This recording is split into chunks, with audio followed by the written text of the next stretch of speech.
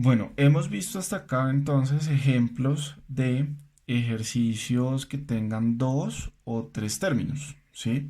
Veamos ahora qué sucedería con un polinomio de cuatro términos. Entonces vamos a ver dos ejemplos para entender cómo los desarrollaríamos. Entonces tendríamos acá este ejemplo, x a la 3 más x a la 2 más 4x más 4.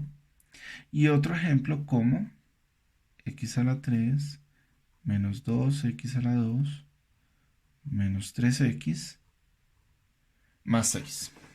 Entonces, inicialmente, como les decía en alguno de los videos anteriores, realmente necesitamos ir desarrollando la habilidad para identificar los términos familiares o comunes en todas las expresiones que se nos presentan. Por ejemplo, una primera particularidad es que, por ejemplo, estos cuatro términos pueden estar organizados de cualquier manera. Primero podría estar el 4, luego la x al cuadrado, luego la x al cubo, por último 4x. No importa, el ejemplo. Acá aplicaríamos la propiedad conmutativa de la suma. Entonces, pensemos en que con los casos que hemos visto hasta ahora de diferencia de dos cubos que tendríamos dos términos, diferencia de cuadrados que tendríamos dos términos o trinomios que además serían tres también, no podríamos desarrollar fácilmente esta expresión. Entonces, pensemos en qué sucedería si agrupamos algunos términos que podamos ver semejantes. Por ejemplo, sabiendo que acá entre 4x y 4 vamos a poder sacar un factor común 4, ¿sí?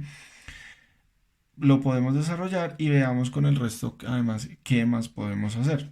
Entonces, por ejemplo, agrupemos los dos primeros términos y los dos últimos. Entonces tendríamos algo como x al cubo más x al cuadrado más 4x más 4.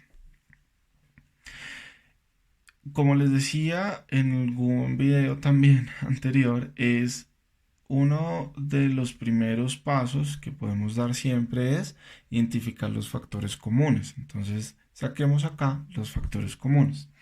Entre x3 y x2, siendo x a la 2 la variable con el coeficiente más bajito, diríamos que el factor común x al cuadrado sería el factor de x más 1.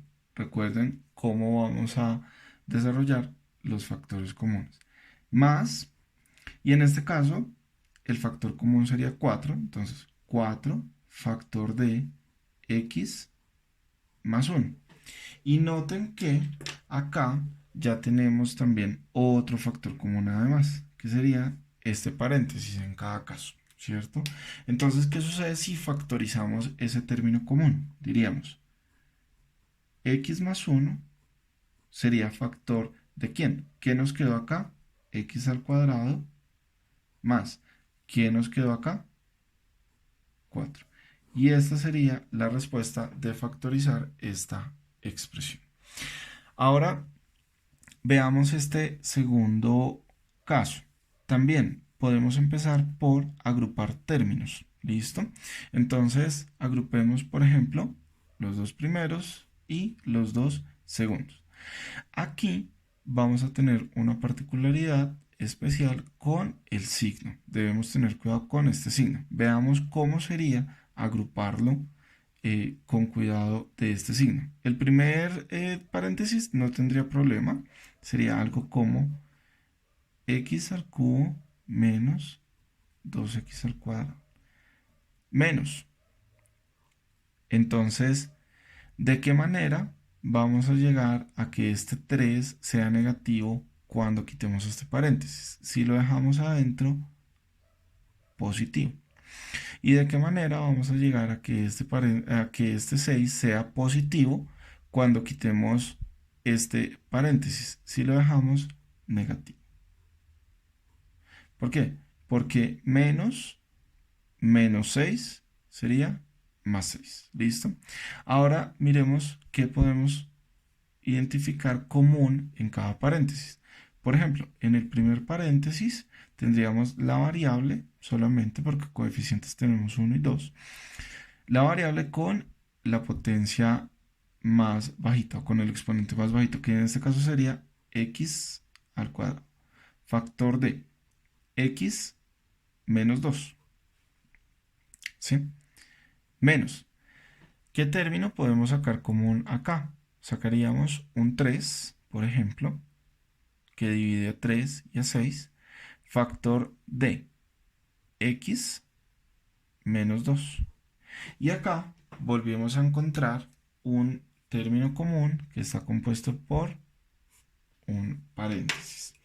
Y diríamos, entonces, si ahora a estas dos expresiones le sacamos el término común, diríamos x menos 2 sería factor de, ¿qué nos quedó? X al cuadrado menos 3. Y esta sería la respuesta de factorizar por completo este polinomio de 4 términos.